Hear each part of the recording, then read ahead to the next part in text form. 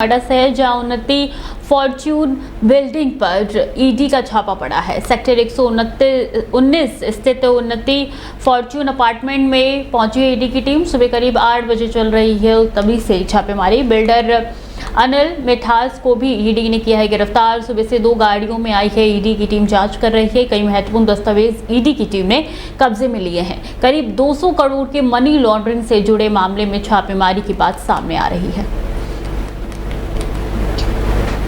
अलीगढ़ से खबर है, जहां कुंभ मेले के दौरान अपने बेबाक विचारों और सनातन संस्कृति के प्रचार के लिए चर्चा में आई हर्षा रिछारिया की युवा जोड़ो पदयात्रा को अलीगढ़ पुलिस द्वारा रामघाट रोड पर रोक दिया गया। ये पदयात्रा वृंदावन से आरंभ होकर संभल तक जाने वाली थी, लेकिन रास्ते में ही क्वारसी थाना क्षेत्र की पुलिस ने इसे बीच में ही रोक दिया। इस कार्रवाई को लेकर समर्थकों और आयोजकों में आक्रोश का माहौल है। हर्षा रिछारिया एक युवती है जो सनातन धर्म के प्रचार प्रसार के लिए जानी जाती है। कुंभ मेले के दौरान उन्होंने सामाजिक और सोशल मीडिया समाचार माध्यमों से काफी सुर्खियां बटोरी। थोड़ी देर में बात कर रहे हैं। हर हर महादेव समापन कर रहे हैं।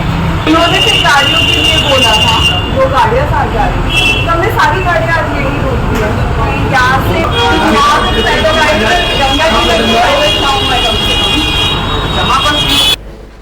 बिजनौर में पूर्व विधायक मोहम्मद गाजी मुजफ्फरनगर में गिरफ्तार हुए। जेल में शहनवाज राणा को सिम देने के आरोप में गिरफ्तार हुए हैं। नौकर की आईडी पर लिया था सिम कार्ड। मुजफ्फरनगर की नई मंडी कोतवाली पुलिस ने पूछताछ के बाद गिरफ्तार किया।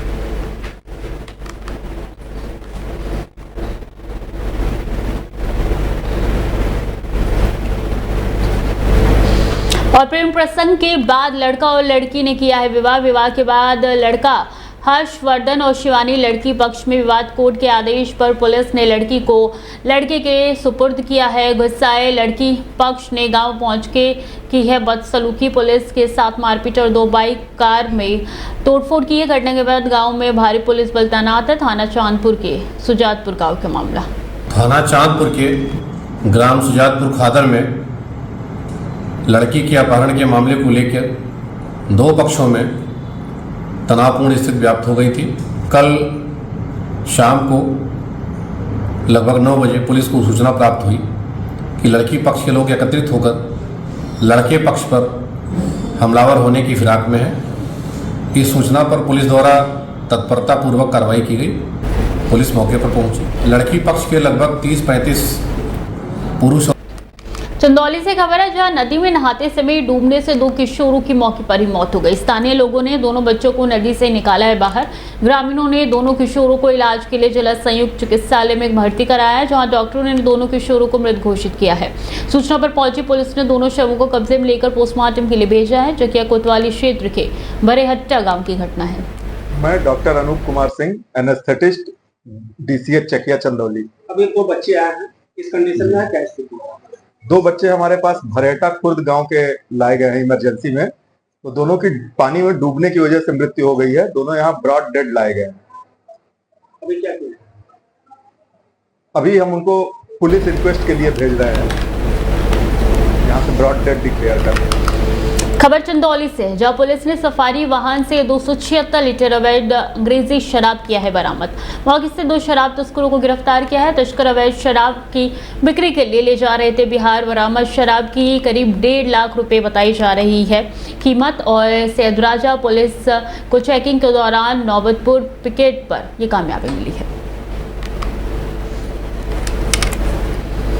गोरखपुर का रुख करेंगे, जहां डिप्टी सीएम ब्रजेश पाठक का 1 दिवसीय गोरखपुर दौरा है। बता दें, डिप्टी सीएम ब्रजेश पाठक गोरखपुर में एक मांगलिक कार्यक्रम में शिरकत करेंगे। इस दौरान वो स्वास्थ्य विभाग के अधिकारियों के साथ बैठक भी करेंगे। गोरखपुर के खजनी क्षेत्र के हरिनेही CSC का निरीक्षण भी करेंगे। और बता दें, ये दौरा काफी महत्वपूर्ण माना जा रहा है। और ग्रेटर नोएडा में यमुना प्राधिकरण में जमीन घोटाले का मामला है। पुलिस ने कोर्ट में चार्जशीट दाखिल की है। पूर्व OSD वीरपाल सिंह के खिलाफ चार्जशीट दाखिल की गई है। तहसीलदार अजित परेश के खिलाफ भी चार्जशीट दाखिल की गई है। आरोपी अजित परेश बनारस में एडीएम के पद पर तैनात थे और वीरपाल घोटाले के खुलने के बाद हो चुके हैं रिटायर। पुलिस ने छठी चार्जशीट कोर्ट में की है दाखिल। आरोपी अफसरों ने रिश्तेदारों को जमीन किसानों से दिलवाई है, अधिग्रहण कर अरबों रुपए का किया है घोटाला। घोटाले में तत्कालीन सीईओ पीसी गुप्ता जमानत पर है बाहर। नोएडा के एसीपी प्रथम लैंड स्कीम की जांच है। हरदोई से खबर है, जहां पुलिस अधीक्षक नीरज जादौन ने 3 दरोगा किए हैं निलंबित। विवेचना निस्तारण में लापरवाही बरतने पर टटियावाना क्षेत्र पर तैनात है उप निरीक्षक प्रभाकर सिंह निलंबित हुए हैं। ड्यूटी में लापरवाही बरतने पर संडीला कोतवाली की कताई मिला है चौकी प्रभारी रामनंद मिश्रा निलंबित हुए हैं। वहीं अतरौली थाने के बीटा टीम में तैनात उप निरीक्षक संतोष कुमार पासवान को भी ड्यूटी में लापरवाही बरतने पर निलंबित किया गया है। क्षेत्रीय सीओ को 7 दिन में जांच रिपोर्ट प्रेषित करने के पुलिस अधीक्षक ने दिए हैं निर्देश। पुलिस अधीक्षक नीरज जादौन द्वारा पुलिस कर्मियों के विरुद्ध ताबड़तोड़ कार्रवाई करने पर पुलिस महकमे में दहशत फैली हुई है। और एक युवक के साथ कुकर्म की वारदात निकल के सामने आई है। 3 आरोपियों पर केस दर्ज हुआ है। हरदोई से एक खबर है, जहां जनपद के संडीला कोतवाली क्षेत्र से सनसनीखेज मामला सामने आया है, जहां दबंगों ने एक युवक का अपहरण कर उसके साथ कुकर्म किया है। पीड़ित की तहरीर के मुताबिक 3 आरोपियों ने पहले उसे बाइक से अगवा किया, फिर सुनसान स्थान पर ले जाकर सामूहिक कुकर्म की वारदात को अंजाम दिया। युवक द्वारा शोर मचाने पर आरोपियों ने गाली गलौज कर उसके साथ मारपीट की। वारदात के बाद युवक को धमकी दी, अगर किसी को शिकायत की तो जान से मार डालेंगे। घटना के बाद युवक की तबीयत बिगड़ी तो परिजनों को पूरा मामला समझ में आया। पुलिस पर मुकदमा दर्ज कर लिया गया है, प्रशिक्षण के लिए भेज दिया, आगे की जांच पड़ताल जारी है। हरदोई में टडियावा थाना क्षेत्र के डीबिया फतेहपुर गांव में घरेलू विवाद के चलते एक युवक ने अपनी जीजा पर जानलेवा हमला कर दिया। शराब पीने से मना कर रहे साले ने पहले गला काटने की कोशिश की, लेकिन असफल रहने पर उसने दांतों से जीजा का होठ चबा डाला। हमले में घायल व्यक्ति को गंभीर अवस्था में लखनऊ रेफर किया गया। घटना बुधवार देर रात की है, जब डिबिया फतेहपुर निवासी सुखदई अपने घर पर था। उसी समय उसका साला घर आया और शराब पीने लगा। इस पर सुखदई ने उसे मना किया, झगड़ा करने से रोका। पत्नी सुनीता के मुताबिक उस वक्त घर पे नहीं था। जब वो लौटी तो उसका भाई शराब के नशे में था और जीजा सुखदई में कहा सुनी हुई। इतनी बात को लेकर उसने जीजा का गला रखने की कोशिश की, लेकिन नाकाम रहने पर जीजा के चेहरे पर झपट पड़ा और उसके होठ को दांत से बुरी तरीके से काट दिया। सुखदई की चीख पुकार के बाद लोग पहुंचे और तुरंत अस्पताल में भर्ती कराया गया। हमारे भाई ने मारा, हम लोग घर में नहीं थे तो घींच काटने दौड़ा तो घींच पाया नहीं तो ये काट लिया वहाँ। हमारा नाम सुनीता है, मेरा पति का नाम कौन सा गांव है आपका? और हमारे भाई ने मारा, हम लोग घर में नहीं थे तो घींच काटने। कुशीनगर से खबर है, जहां कांग्रेसी कार्यकर्ताओं के साथ पूर्व प्रदेश अध्यक्ष अजय कुमार लल्लू पहुंचे कुशीनगर जिला मुख्यालय।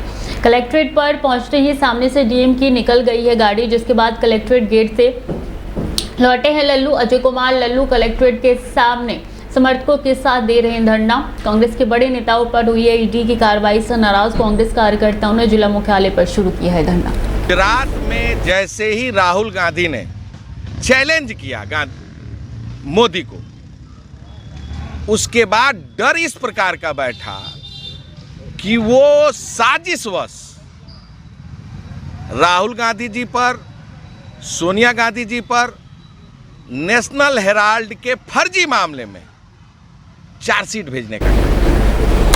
मेरा सवाल ईडी के डायरेक्टर और मेरठ के अमित कश्यप उर्फ मिक्की की लाश 2 दिन पहले उसके घर के बेड पर मिली थी।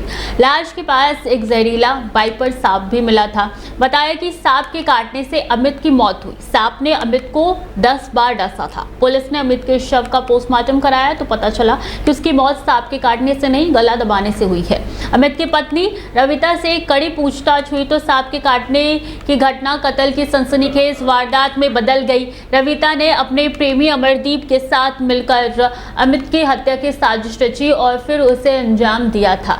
एक सपेरे से 1000 रुपए में खरीद कर वाइपर सांप लाया गया।